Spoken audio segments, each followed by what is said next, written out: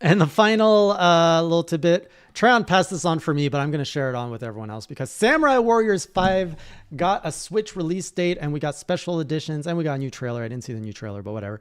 Look at these beautiful collector things. You've got the original soundtrack on an old school CD format, postcard set, which will just collect dust in your collection, a wonderful cloth poster to put right above your bed, and a nice character art book, as well as some mini acrylic stands. This seems to be kind of a new trend, these mini acrylic stands. I've been seeing them in a few places. But more importantly, this comes out July 27th. And we can hack and slash our way as samurai. It would be nice if they would have done vinyl. Yeah, right? Like, who does CDs? Next thing, actually, there's a game I proposed as part of its marketing campaign to make a cassette.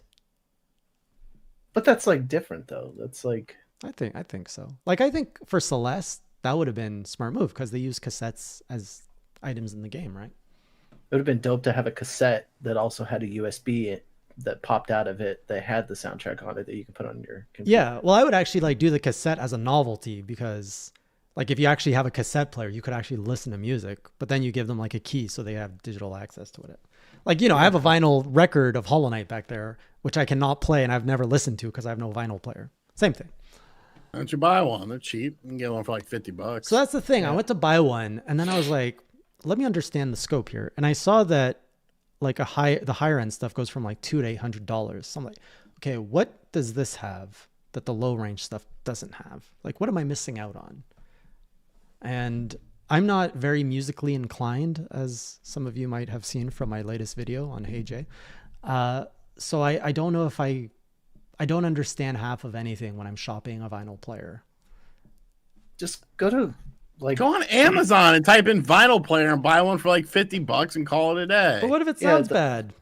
It won't sound you bad. won't know. You're tone deaf. Does it work that way? Yes. You won't know how it sounds. That's a good point, sir. Yeah. The only person that I think would like pick something like that apart is one of my buddies that's like hardcore into like old decks and shit, and would be like, no, that's literally one for $50 or $45 prime shipping. Okay, but am I really gonna buy a device that takes up room in my house just to listen to Hollow Knight? It's the size of a small briefcase.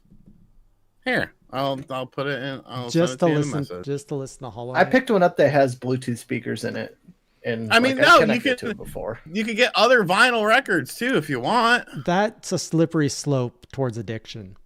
I mean, I've already got Spotify and I've got my nice little Google Home Play that's nestled in my couch, so I can like. Why are we talking about this?